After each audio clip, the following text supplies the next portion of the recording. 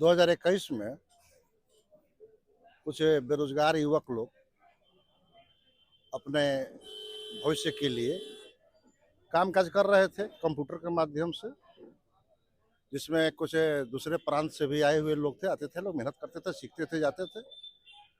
तो इन्हीं लोगों पर साइबर क्राइम करने का केस किया गया था और उसमें तो अखबार वगैरह के माध्यम से ये छपा था कि 250 करोड़ का ये लोग साइबर क्राइम किए हैं। अमेरिका से लेकर चीन तक का संबंध जोड़ा गया था।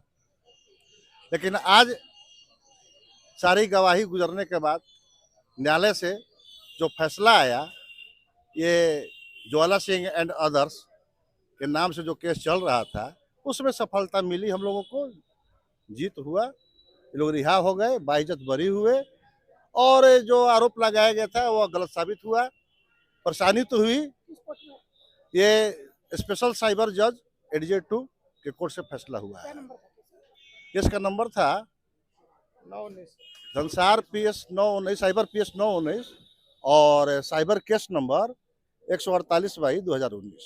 जी, समय तो लगा, ये तो हम लोग भी कह रहे हैं, देर हुआ लेकिन अंधेर नहीं हुआ।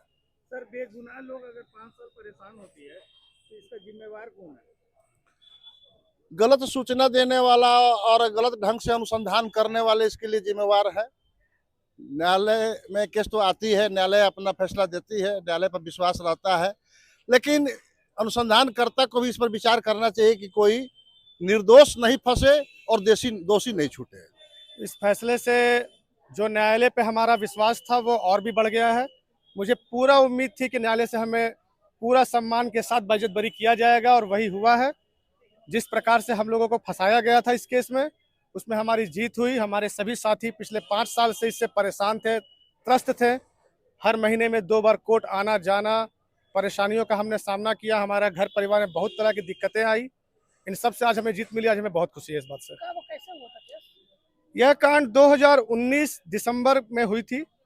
21 दिसंबर को हमें धनबाद कारा मंडल में भेज दिया गया था, जिसमें कारण इसका यह था कि हम लोग एक कॉल सेंटर चलाते थे जो कि पूरी तरह से रजिस्टर्ड थी।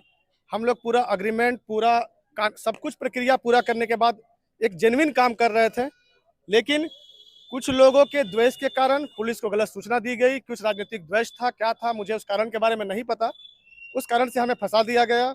चुनाव का समय था, उस समय हम लोगों को जेल भेज दिया गया और हम लोग 6 महीना जेल में भी गुजारे। हम लोग को हिरासत में 29 लोगों को लिया गया था, जिसमें फिर 9 लोगों को छोड़ दिया गया था थाना से, क्योंकि उन लोग का कोई इन्वॉल्वमेंट उन लोग साबित नहीं कर पाए थे उस समय। बाकी हम 20 लोगों को जेल भेजा गया था और हम 20 में से 18 लोगों ने 5 महीना और 2 लोगों ने 6 महीना जेल खटा, बिना किसी भी तरह का अपराध किए हुए। इसका जिम्मेदार किसे मानेंगे? आप 5 महीना जेल में भी रहे, 5 साल कोर्ट के चक्कर भी काटे, पैसा के साथ आपका हरासमेंट भी हुआ है। इसका जिम्मेवार तो पूरी तरह से प्रशासन में कुछ लोग, कुछ नेता किस्म के लोग जो हमारे पीछे पड़े हुए थे चुनावी विद्वेष के कारण, जो हमें फंसाना चाहते थे, हम लोगों को पॉलिटिकली डिमोरलाइज करना चाहते थे। इस कारण से हमें फंसाया गया था।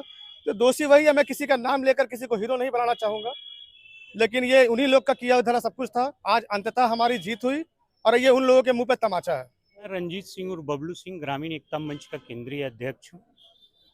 क्या कुछ देखिए, ये 2019 का मामला है और ये लोग कॉल सेंटर चलाते थे और आप जानते हैं कि टाइमिंग का जो टाइम होता है, यहाँ अगर दिन हो रहा तो विदेश में रात हो रहा, और यहाँ जब रात होते हैं तो वहाँ दिन होता है।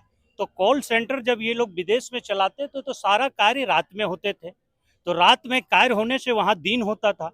तो वहाँ का तो कार्य दिन से, जब भी यहाँ पे कोई भी काम करेगा आदमी तो वो टाइमिंग का अंतर होता है। उसी टाइमिंग में उसमें हमारे ग्रामीण एकता मंच के बहुत सारे सदस्य भी थे और पुलिस प्रशासन के द्वारा वहाँ पे रेड मारा गया। जितने भी सिस्टम थे सारे को जब्त कर लिया गया। जब्त करने के बाद इन लोगों के ऊपर साइबर क्राइम का धारा सेक्शन लगा के सभी लोगों को जेल में डाल दिया गया।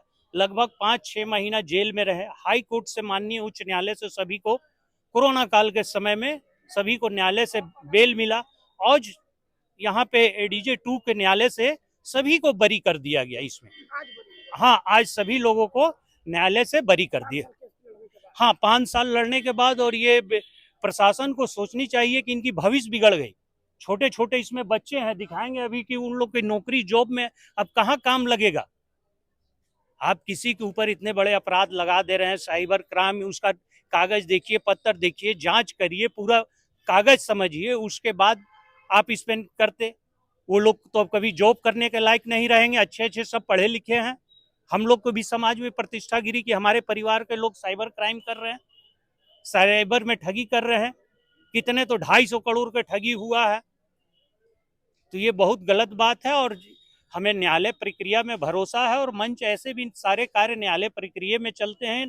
3 जनहित याचिका भी माननीय न्यायालय में चल रहा है, तो हमें शुरू से न्यायालय पे भरोसा था कि आज न कल हमारे पक्ष में फैसला आएगा। 5 साल बच्चों जो भविष्य खराब हुआ है उसको लेके क्या कुछ है? देखिए 5 साल तो भविष्य पूरे खराब हो गए, पूरे परिवार का भविष्य खराब हो गया।